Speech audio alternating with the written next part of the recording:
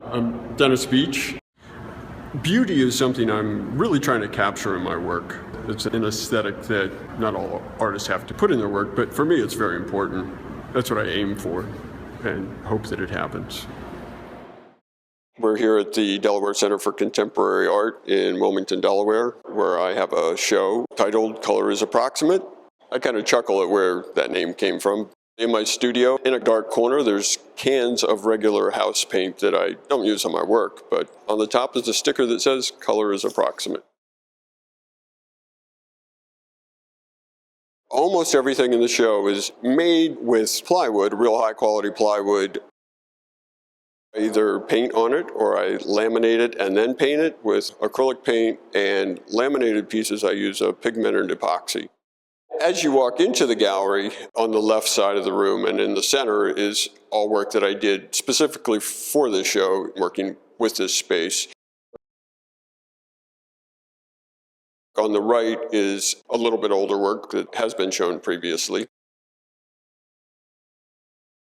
I have I don't want to call it a limited palette, but there are colors that I really respond to, the primaries and secondaries in particular. I've always wanted to use a strong pink. I never was able to come up with one I liked a lot, but I did in the past year or two. And you see a fair amount of that in here, and it is perhaps a noticeable difference in my work. How I paint the surfaces, I could spray things. I want a smooth finish, but I found that wasn't exciting when I tried doing that. So I do brush everything, but I want it to be smooth and consistent. I usually like the wood to show through a little bit, so I add a lot of medium to it. I think there's a feeling I want to happen with a piece. When you use a lot of color, not in a representational way, I think that can be the key to both the way it makes me feel and the way that when you're looking at the piece, something can happen at a perhaps deeper level. Dennis told me that he joined the Navy out of high school and once was assigned to watch gauges all night.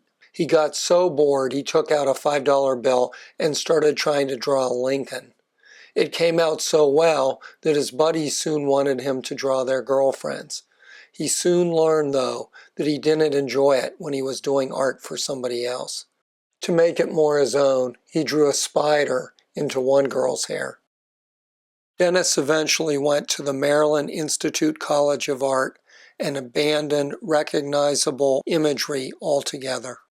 The type of abstraction that I'm most drawn to and use in my work, it's not the abstracted from a representational thing. If something starts to look like something, I kind of reject that. I want it to invoke a feeling more than a representation. I have a couple kinetic sculptures in this show. I really like to work with motion. Both of these pieces are from a continuing series, the Spins series, propelled by solar cells and propellers.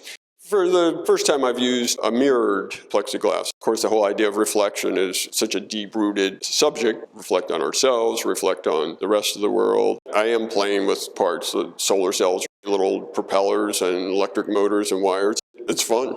That connection to what I did as a kid, making model airplanes, model boats. When I was a kid, children had these little beanies with propellers on top. Did you ever have one of those? I did not. I liked the idea of them, but it never fit into my look. When I was in 6th, 7th, and 8th grade and lived in Tokyo, Japan, I was of the age that I would make a lot of models. One thing that's a direct connection on these pieces, a Japanese model company, Tamiya, make the solar cells and the motors. So to me, there's this real direct connection, strong memory of my time in Japan. Why were you in Japan? My father worked at the embassy there. He was a nuclear engineer. He was a liaison between the U.S. and the Japanese nuclear industry.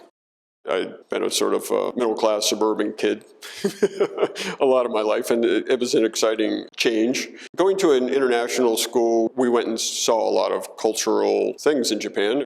Can't help not think about the rock gardens where they use the rakes. There's a lot of geometric straight lines, curves around things, and there's a big connection there. There's a calm that happens.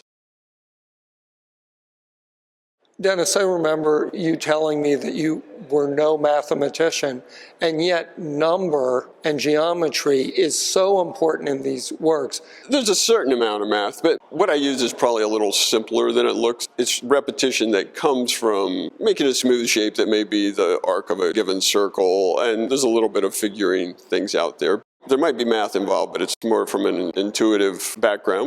I did study a little bit of engineering, and I did not know that. yeah, I was in University of Maryland many years ago, for a couple of years in that, but my heart wasn't in it, which is why we'll just say I left.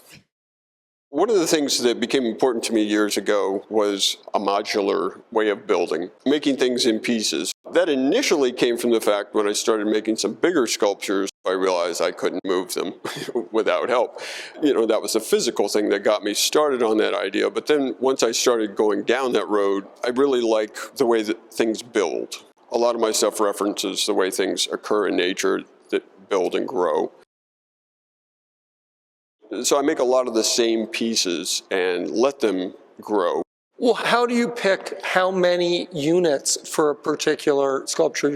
Well, the size, the length, the height has a lot to do with what's that feeling I'm looking for, what's the dynamics that may come from it. And quite often with sculptures, it's a physical thing. Once I knew I had the space, I wanted to work with the space as much as I could. It's a larger space than I generally have access to. Not to compare to Brancusi's Endless Column, but that's a piece that I paid a lot of attention to when I was younger. I always loved it. It's actually not an endless column. It could be an endless column. Most of my work, because of the modular construction, could go on. I stop at a point where I think it's going to be effective, but given the opportunity, they could grow.